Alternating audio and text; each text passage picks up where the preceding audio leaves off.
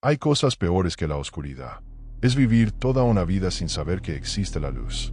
En las profundidades de un sótano olvidado, donde la humedad dibujaba mapas en las paredes de concreto, y el silencio se sentía tan pesado como el aire viciado, dos pequeños cuerpos yacían acurrucados sobre un colchón deshilachado. Mateo y Elena habían nacido en ese lugar. No lo sabían con certeza, porque nadie se había tomado la molestia de decírselo, pero sus primeros recuerdos, borrosos y fragmentados, siempre habían sido los mismos. El sonido metálico de las cadenas, el olor a óxido y humedad, y la voz áspera de la mujer que bajaba las escaleras cada cierto tiempo.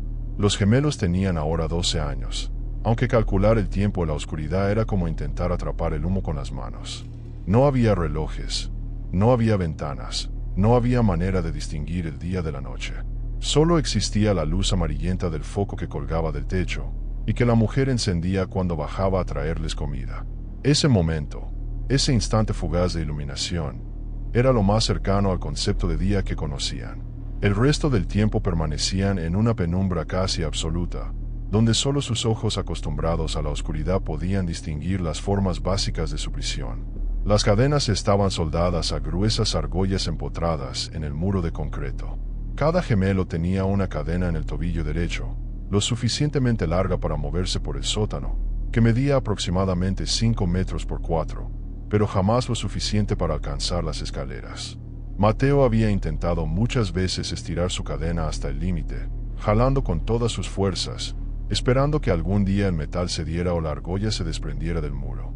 Nunca sucedió. Elena, más pragmática incluso a su corta edad, había dejado de intentarlo hacía mucho tiempo. La mujer que bajaba a alimentarlos nunca les dijo su nombre. Los gemelos simplemente la llamaban ella cuando hablaban entre sí, lo cual no era muy frecuente.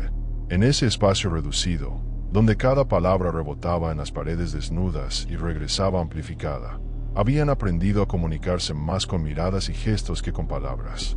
Desarrollaron su propio lenguaje silencioso, una serie de toques en el hombro, apretones de mano y movimientos sutiles que les permitían compartir pensamientos sin romper el silencio que ella exigía, porque ella odiaba el ruido.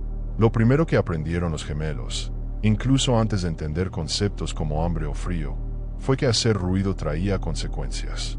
Consecuencias que dejaban marcas en la piel y terror en el alma. Así que aprendieron a moverse como fantasmas, a respirar suavemente, a existir en silencio. El sonido de las cadenas arrastrándose por el suelo de concreto era inevitable, pero lo habían perfeccionado hasta convertirlo en un susurro metálico casi imperceptible. La rutina era monótona pero predecible, y en esa predictibilidad encontraban algo parecido a la seguridad.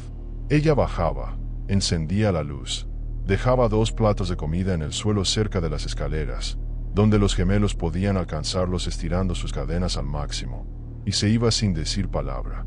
A veces los miraba con una expresión que Mateo no sabía interpretar, algo entre el asco y la indiferencia. Otras veces ni siquiera volteaba a verlos, como si fueran parte del inventario del sótano, tan relevantes como las cajas de cartón apiladas en la esquina o las tuberías oxidadas que corrían por el techo bajo. La comida era siempre la misma: pan duro, agua en vasos de plástico desechables, y ocasionalmente algo que parecía ser sopa fría de lata. Los gemelos comían despacio, saboreando cada bocado porque no sabían cuándo vendría el siguiente. Habían aprendido por las malas que ella no seguía un horario fijo. A veces bajaba 2 veces en lo que ellos calculaban era un día. Otras veces pasaban eternidades, hasta que el hambre se convertía en un dolor constante y desesperante, antes de que volvieran a escuchar sus pasos en las escaleras. Elena era quien mejor manejaba el hambre. Tenía una capacidad casi sobrenatural para desconectarse del dolor físico, para entrar en una especie de trance donde su mente viajaba a lugares que solo ella conocía. Mateo la envidiaba por eso. Él no podía apagar su mente, no podía ignorar las punzadas en su estómago vacío ni el dolor constante en sus muñecas y tobillos, donde las cadenas habían dejado marcas permanentes en su piel pálida. Porque eran pálidos, terriblemente pálidos. Sin exposición al sol, su piel había adquirido un tono casi translúcido, como el de las criaturas que viven en cuevas profundas. Podían ver las venas azules bajo su piel, como ríos diminutos fluyendo bajo una capa de hielo. Sus ojos, adaptados a la oscuridad perpetua, se habían vuelto extraordinariamente sensibles. Cuando ella encendía la luz del sótano, aunque era apenas una bombilla de 40 watts, los gemelos tenían que entrecerrar los ojos durante varios segundos hasta que se acostumbraban al resplandor. Mateo había desarrollado un juego mental para sobrevivir a la monotonía.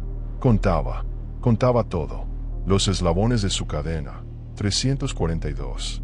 Los ladrillos visibles en la pared frente a él, 287, aunque algunos estaban parcialmente ocultos por la oscuridad.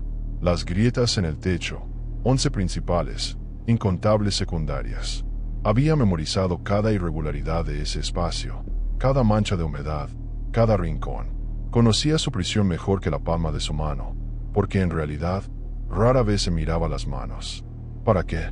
Siempre eran las mismas manos pequeñas, sucias, con uñas que él mismo se mordía porque no había otra forma de mantenerlas cortas. Elena, por otro lado, había encontrado refugio en las historias. No historias que le hubieran contado, porque nadie les contaba nada, sino historias que ella misma inventaba en su cabeza. Se las susurraba a Mateo en los momentos en que ella llevaba mucho tiempo sin bajar, cuando el silencio se volvía tan opresivo que amenazaba con aplastarlos. Hablaba de lugares que nunca había visto, de árboles y pájaros y cielos que solo existían en su imaginación. Describía colores que no podía conocer realmente, porque en el sótano solo existían tonos de gris, negro y ese amarillo enfermizo del foco cuando estaba encendido. Allá arriba hay algo llamado azul, susurraba Elena, apretando la mano de su hermano en la oscuridad. Es como el agua, pero en el cielo. Y el cielo es grande, Mateo, tan grande que nunca termina. Puedes caminar y nunca llegas al final. Mateo escuchaba con los ojos cerrados, queriendo creer, pero sin poder evitar que una parte de él dudara. ¿Cómo podía existir algo infinito? Todo lo que él conocía tenía límites.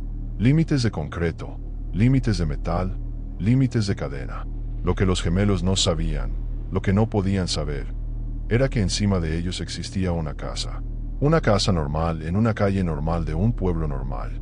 Tenía jardín frontal, buzón de correo, y vecinos que saludaban con la mano cuando pasaban.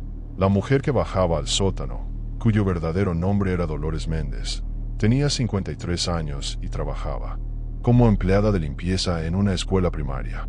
Para el mundo exterior, era una mujer solitaria pero inofensiva, algo extraña quizás, pero nada que levantara sospechas. Lo que nadie sabía era que 12 años atrás, Dolores había encontrado a una joven embarazada durmiendo en el parque. Una indigente sin documentos, sin familia, sin nadie que la buscara. Dolores le ofreció ayuda, le ofreció un lugar donde quedarse. La joven aceptó, desesperada. Nunca volvió a salir de esa casa. Dio a luz en el sótano, en el mismo colchón donde ahora dormían sus hijos, y murió días después de una infección que Dolores no hizo nada por tratar. Los gemelos no tenían recuerdos de su madre, porque ella dejó de existir antes de que ellos pudieran formar recuerdos conscientes.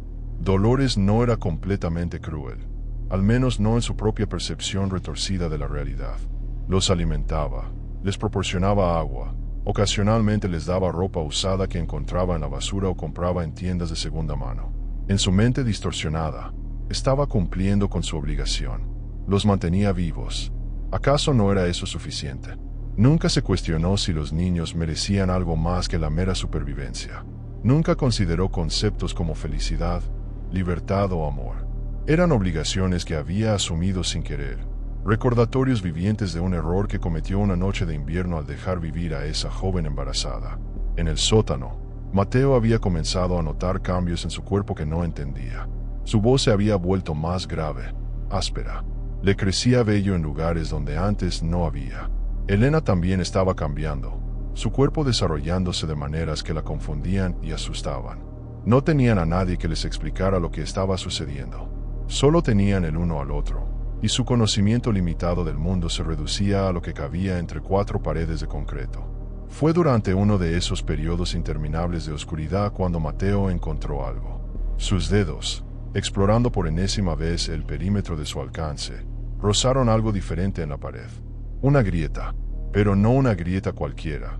Era profunda, y cuando metió los dedos, sintió que el cemento se desmoronaba fácilmente. Durante años, el agua filtrada había estado debilitando esa sección del muro. Mateo contuvo la respiración, su corazón latiendo tan fuerte que estaba seguro de que Elena podría escucharlo desde el otro lado del sótano. No dijo nada. Aún no. Primero necesitaba entender qué significaba esto. Si significaba algo. Cada vez que ella subía las escaleras y la oscuridad regresaba, Mateo trabajaba en silencio, arrancando pedazos diminutos de cemento podrido, ampliando la grieta milímetro a milímetro. Era un trabajo agotador y lento.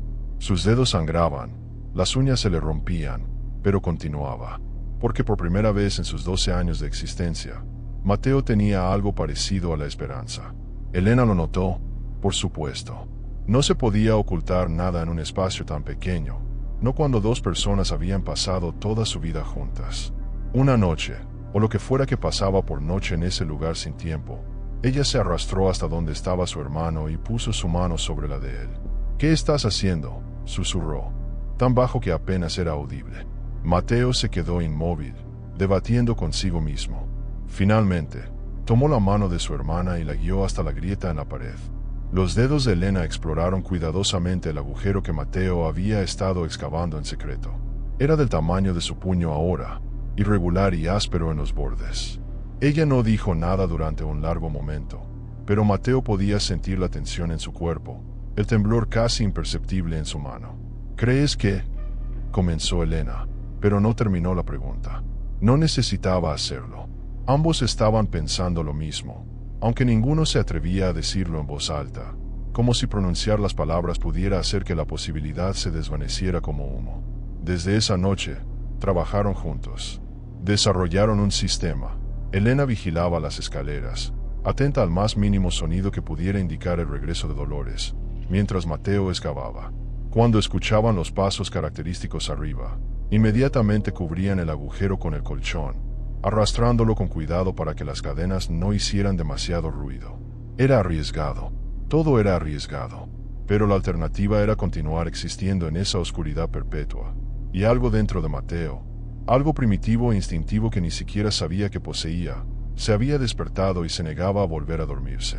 El cemento seguía desmoronándose con facilidad sorprendente, revelando ladrillos antiguos debajo.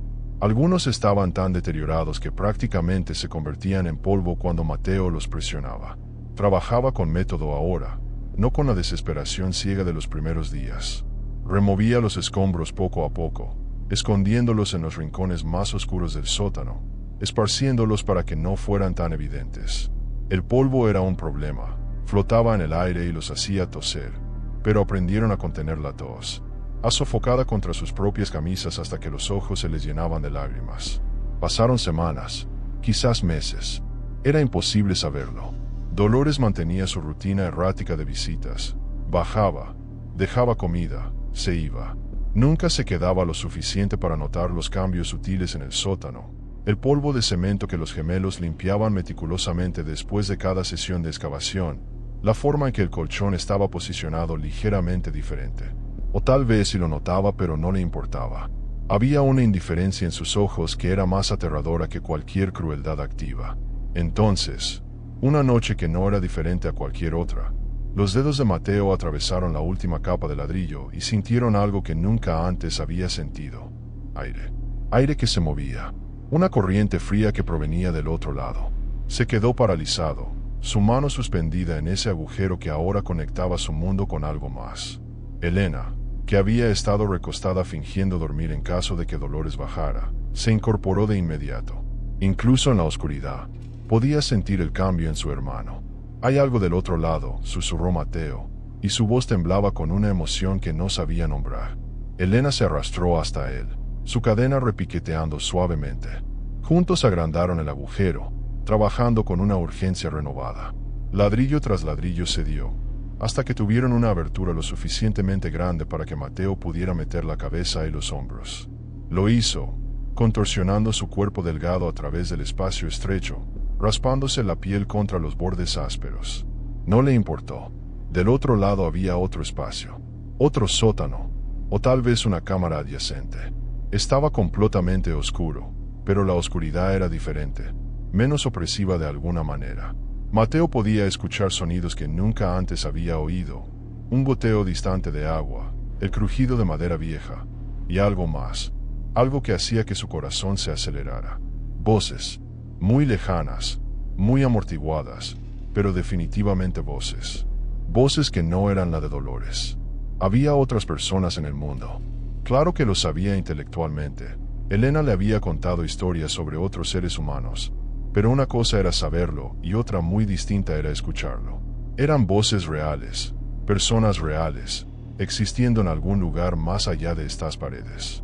Mateo retrocedió, saliendo del agujero, y encontró la mano de Elena en la oscuridad. «Hay gente», dijo, y se dio cuenta de que estaba llorando. «Elena, hay más gente». Pero había un problema. Uno grande y metálico que los mantenía anclados a ese sótano. Las cadenas. El agujero en la pared no significaba nada si no podían liberarse de las argollas que los mantenían prisioneros. Mateo examinó su tobillo en la penumbra, palpando el grillete de metal que había llevado toda su vida. Estaba soldado, un círculo continuo sin cerradura, sin bisagra.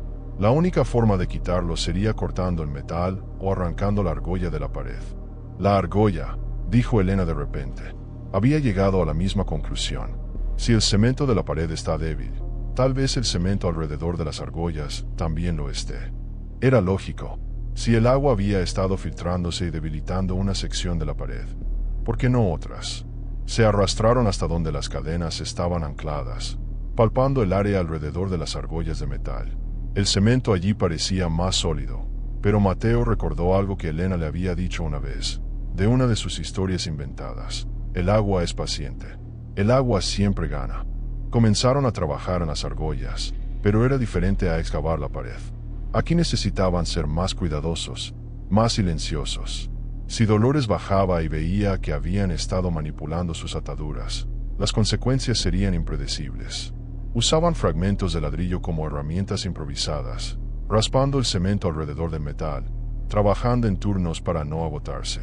Era un trabajo tedioso y doloroso. Sus manos se llenaron de ampollas que se reventaban y volvían a formarse. Sus dedos sangraban constantemente, pero no se detenían. La argolla de Elena cedió primero. Sucedió sin advertencia, después de lo que debieron ser semanas de trabajo constante. Ella estaba raspando el cemento cuando toda la estructura simplemente se soltó de la pared, cayendo al suelo con un ruido metálico que a los gemelos les pareció ensordecedor. Ambos se quedaron petrificados, esperando escuchar los pasos furiosos de Dolores bajando las escaleras. Pasaron segundos que se sintieron como horas. No vino nadie. Elena levantó su pierna, sintiendo por primera vez en su vida el peso completo de la cadena sin la resistencia de la pared. Todavía llevaba el grillete soldado alrededor del tobillo y la cadena completa arrastrándose detrás de ella, pero ahora podía moverse.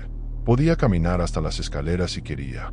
La idea era tan abrumadora que por un momento no pudo moverse en absoluto. Simplemente se quedó ahí, sentada en la oscuridad, procesando esta nueva realidad imposible. «Ve», susurró Mateo, su voz urgente. «Ve a las escaleras. Mira si puedes ver algo». Elena se puso de pie con movimientos inciertos. Sus piernas, acostumbradas a la limitación de la cadena, temblaban bajo su peso. Dio un paso, luego otro. La cadena se arrastraba detrás de ella, produciendo ese sonido metálico familiar. Pero ahora ella era quien controlaba la dirección. Llegó a las escaleras, un territorio prohibido que había pasado 12 años mirando desde la distancia. Subió el primer escalón, el segundo, el tercero. Cada paso era un acto de desafío contra todo lo que había conocido. Llegó hasta la puerta en la parte superior. Era de madera sólida, sin ventanas. Elena puso su oído contra ella y escuchó sonidos amortiguados del otro lado. Pasos, el tintineo de platos, un televisor encendido.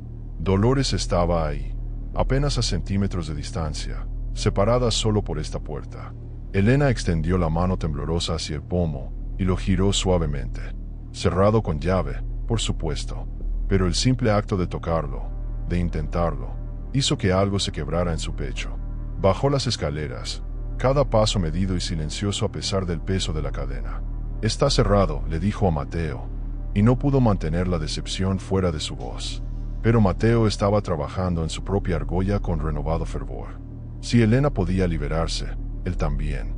La esperanza, esa cosa peligrosa que no sabía que podía sentir, había echado raíces en su pecho y ahora crecía como planta salvaje. Tomó 3 días más, o lo que ellos calculaban que eran 3 visitas de Dolores, antes de que la argolla de Mateo también se diera. Cuando lo hizo, ambos gemelos se encontraron de pie en el centro del sótano, arrastrando sus cadenas, libres para moverse por todo el espacio por primera vez en sus vidas. Exploraron cada rincón, tocando paredes que antes solo podían ver, descubriendo que el sótano era aún más pequeño de lo que habían imaginado. El agujero, dijo Elena finalmente. Tenemos que ver qué hay del otro lado. Habían estado evitando pensarlo demasiado, como si hablar sobre ello pudiera hacer que desapareciera. Pero ahora, con sus cadenas liberadas de la pared, la posibilidad real de escape se cernía ante ellos. Juntos, agrandaron la abertura lo suficiente para que pudieran pasar completamente, no solo meter la cabeza. El trabajo fue más rápido ahora que podían moverse libremente, usar todo su cuerpo para hacer palanca. Cuando el agujero fue suficientemente grande, Mateo fue el primero en atravesarlo. Se deslizó a través de la abertura, sintiendo los ladrillos raspando su espalda, y emergió del otro lado. La cadena que aún llevaba en el tobillo se enredó por un momento, pero la liberó con un tirón. Elena lo siguió inmediatamente, y de repente ambos estaban en un espacio completamente nuevo. Era otro sótano, eso quedó claro incluso en la oscuridad, pero este estaba abandonado, lleno de muebles viejos cubiertos con sábanas polvorientas, cajas apiladas hasta el techo, y el olor acre del moho. Había escaleras, similares a las de su prisión pero hechas de metal oxidado. Mateo comenzó a subirlas, sus pasos cautelosos. Elena lo seguía de cerca, sus cadenas produciendo un coro metálico que parecía obscenamente ruidoso en el silencio. Arriba había una puerta. Esta no era tan sólida como la de Dolores. De hecho, estaba medio podrida, la madera hinchada por la humedad. Mateo la empujó suavemente y, para su sorpresa y terror, se abrió. No estaba cerrada con llave. Se abrió hacia lo que parecía ser el interior de una casa abandonada. Techos altos con agujeros que dejaban ver vigas podridas, papel tapiz desprendiéndose en tiras largas, y ventanas tapiadas con tablones. Pero había algo más. Algo que hizo que ambos gemelos se detuvieran en seco, sus cuerpos temblando de una forma que no podían controlar. A través de las grietas entre los tablones de una ventana, entraban rayos delgados de algo que nunca habían visto. Luz, pero no la luz amarillenta y enferma del foco del sótano. Esta luz era diferente, más brillante, más blanca, y parecía bailar con partículas de polvo suspendidas en el aire. Mateo se acercó a la ventana como hipnotizado. Elena lo seguía, ambos moviéndose como si estuvieran en un sueño. Él encontró un tablón suelto y lo arrancó con manos temblorosas. La luz que entró fue como una explosión. Los gemelos gritaron, cubriéndose los ojos con las manos, el dolor físico tan intenso que cayeron de rodillas. Era demasiado brillante, demasiado intenso, como si alguien estuviera clavando agujas calientes directamente en sus retinas. Pero incluso mientras el dolor los hacía llorar, incluso mientras cada instinto les gritaba que huyeran de vuelta a la oscuridad familiar, ninguno de los dos se movió, porque detrás de sus párpados cerrados, detrás del dolor cegador, podían ver algo nuevo. Color rojo detrás de sus párpados donde la sangre filtraba la luz. Y cuando finalmente, después de minutos interminables, pudieron entrecerrar los ojos y mirar, vieron el mundo exterior por primera vez. No era como Elena lo había imaginado en sus historias. Era infinitamente peor y infinitamente mejor al mismo tiempo. A través de la ventana podían ver un patio trasero completamente invadido por la maleza, árboles que se alzaban hacia algo que Elena había llamado cielo en sus relatos. Y ese cielo era azul, exactamente como ella había dicho, pero más intenso, más imposible de lo que las palabras podían describir. Y había algo más, algo enorme y brillante que les hacía daño incluso mirarlo indirectamente. El sol, esa cosa de la que nunca habían oído hablar pero que sus cuerpos reconocían instintivamente como fuente de toda esa luz abrumadora. Mateo extendió su mano hacia el rayo de luz que entraba por la ventana. Cuando tocó su piel, sintió calor. Calor real, no como el aire viciado y templado del sótano, sino algo vivo, algo que parecía penetrar hasta sus huesos. Retiró la mano rápidamente, asustado, pero luego la volvió a extender, fascinado. Elena hizo lo mismo, y ambos se quedaron ahí, con las manos extendidas hacia la luz del sol como si estuvieran tocando algo sagrado. «Tenemos que salir», dijo Elena finalmente, su voz apenas un susurro. La casa abandonada tenía una puerta principal, también tapiada pero visiblemente más frágil que las paredes. Juntos, tirando de los tablones con una fuerza nacida de la desesperación y el asombro, lograron crear una abertura. El mundo exterior se desplegó ante ellos en toda su gloria aterradora. Hierba, verde y salvaje. Árboles que se mecían con algo que más tarde aprenderían a llamar viento. El sonido de pájaros, criaturas que Elena había inventado en sus historias sin saber que realmente existían, cantando canciones que ninguna imaginación podría haber conjurado. Pero sus cadenas, todavía arrastraban las cadenas, metros y metros de metal que repiqueteaban escandalosamente con cada paso. No podían simplemente caminar por las calles así. Miraron alrededor del patio abandonado y Mateo vio algo. Una roca grande, del tamaño de su cabeza. Sin decir palabra, colocó su cadena sobre otra roca plana y comenzó a golpearla. El sonido era terrible. Seguramente alguien lo escucharía, pero ya no importaba. Ya habían cruzado demasiadas líneas para detenerse ahora. El metal no se rompió, pero después de golpes repetidos, algunos de los eslabones comenzaron a deformarse. Elena se unió a él, y trabajaron en turnos, golpeando las cadenas contra las rocas hasta que sus brazos ardían y sus manos sangraban. Finalmente, milagrosamente, un eslabón de la cadena de Mateo se partió. Él quedó libre, excepto por el grillete alrededor de su tobillo y 1 metro de cadena colgando. Trabajaron en la cadena de Elena con renovado vigor, y eventualmente también cedió. Salieron del patio abandonado hacia una calle que parecía salida de uno de los sueños imposibles de Elena. Había casas, filas y filas de casas con ventanas que mostraban interiores iluminados. Había autos, esas cosas sobre ruedas que nunca habían visto pero que reconocieron por algún instinto profundo. Y había gente. Una mujer sacaba la basura de su casa. Un hombre lavaba su auto en su entrada. 2 niños jugaban con una pelota en un jardín. Todos se detuvieron cuando vieron a los gemelos. 2 figuras pálidas como fantasmas, demacradas, sucias, con grilletes de metal en los tobillos y cadenas rotas arrastrándose detrás de ellos, parpadeando dolorosamente bajo la luz del sol. La mujer que sacaba la basura dejó caer la bolsa. El hombre del auto soltó la manguera. Los niños dejaron de jugar. «Por favor», dijo Elena, y se sorprendió de lo ronca que sonaba su propia voz después de años de susurros. «Por favor, ayúdenos». Fue como romper un hechizo. De repente todos se movieron a la vez. La mujer corrió hacia ellos. El hombre sacó su teléfono celular. Los niños corrieron hacia su casa gritando por sus padres. Elena y Mateo se dejaron caer sobre el pavimento caliente, sus piernas finalmente cediendo después de soportar más de lo que deberían. Las siguientes horas fueron un borrón de actividad frenética. Llegó la policía, docenas de oficiales con uniformes y armas y radios que crepitaban con voces urgentes. Llegaron ambulancias con luces rojas y azules que lastimaban los ojos de los gemelos. Les pusieron mantas sobre los hombros aunque no hacía frío. Les dieron agua que sabía diferente a cualquier agua que hubieran probado antes. Un paramédico intentó examinarlos, pero Elena se encogió ante su contacto, y el hombre retrocedió con lágrimas en los ojos. Un oficial intentó preguntarles de dónde venían, pero Mateo solo podía señalar vagamente hacia atrás, hacia la casa abandonada, más allá de ella hacia donde sabía que estaba la casa de Dolores. No tenía palabras para explicar, no tenía el vocabulario para describir 12 años de oscuridad. Pero no importaba. Siguieron sus señales. Encontraron la casa abandonada. Encontraron el agujero en la pared. Encontraron el sótano del otro lado. Y encontraron a Dolores Méndez, sentada en su sala viendo televisión como si fuera un día cualquiera, como si 2 vidas no acabaran de escapar de su control. No intentó correr. No intentó pelear. Simplemente miró a los oficiales con esa misma expresión de indiferencia que los gemelos conocían tan bien. Como si todo esto fuera un inconveniente menor, como si no pudiera entender por qué todos hacían tanto escándalo. En el hospital, bajo luces fluorescentes que eran casi tan dolorosas como el sol, doctores y enfermeras se movían alrededor de los gemelos con expresiones que oscilaban entre la compasión y el horror. Sus cuerpos estaban desnutridos, sus huesos visibles bajo piel demasiado pálida.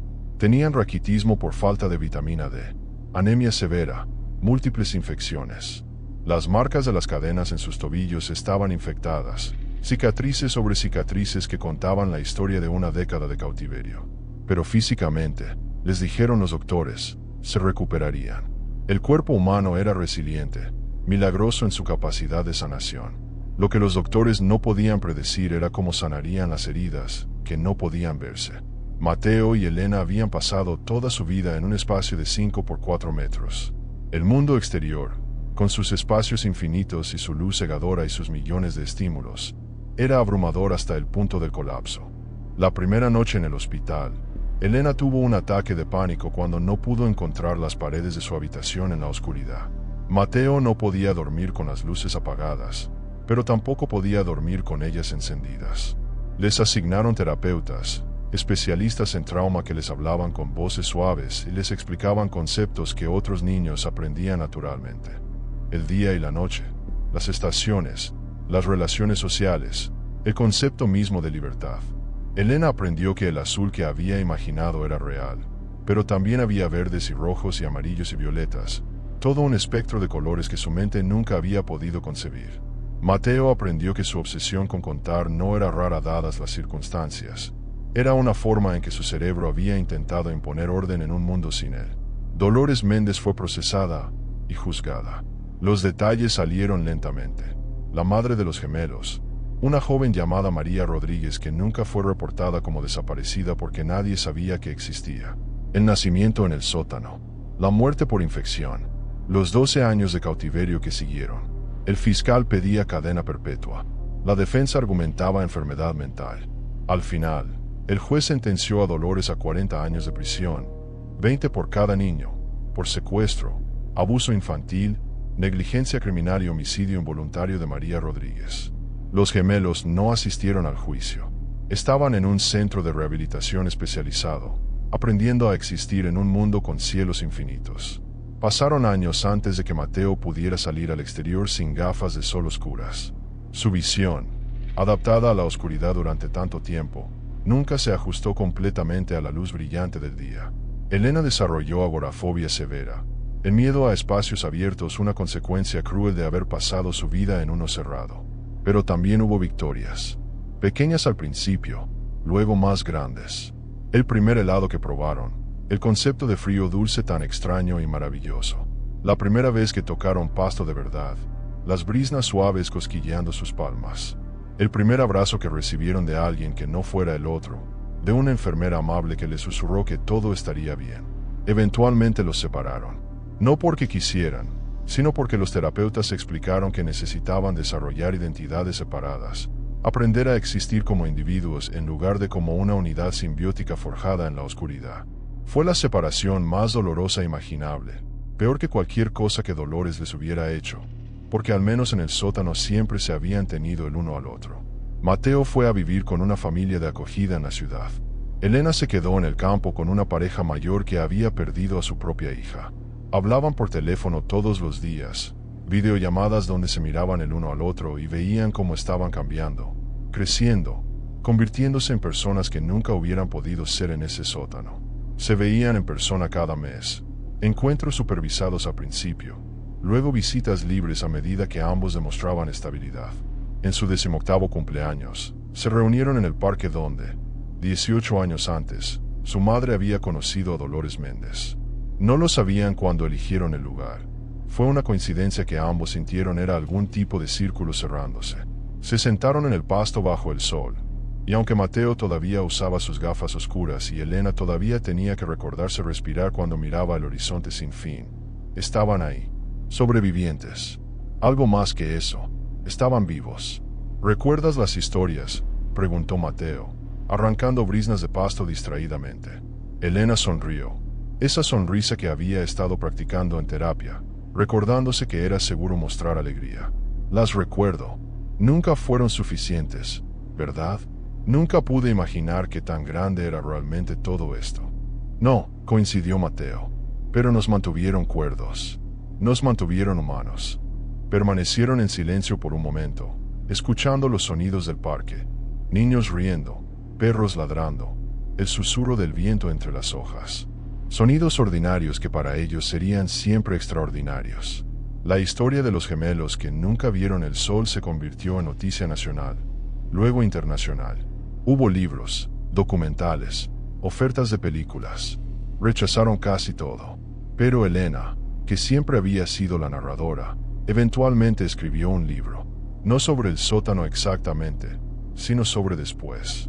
Sobre aprender a vivir en la luz. Se convirtió en un bestseller, no por el morbo de su historia, sino por la esperanza resiliente que irradiaba de cada página. Mateo se convirtió en matemático, su habilidad para contar y ver patrones refinada hasta convertirse en algo brillante.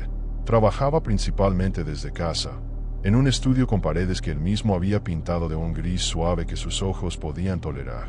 Nunca se quitaba el grillete de su tobillo, ahora pulido y modificado para convertirse en una especie de tobillera, un recordatorio de dónde había estado y cuán lejos había llegado. 24 años después de su escape, ambos son adultos funcionales, productivos, con carreras y relaciones y vidas que se extienden mucho más allá de un sótano de 5 por 4 metros.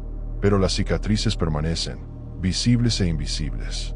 Mateo todavía no puede dormir sin algún tipo de luz. Elena todavía tiene pesadillas sobre paredes que se cierran. Ambos todavía luchan con conceptos que otros dan por sentados. La confianza, la intimidad, la idea de que el futuro puede ser diferente del pasado.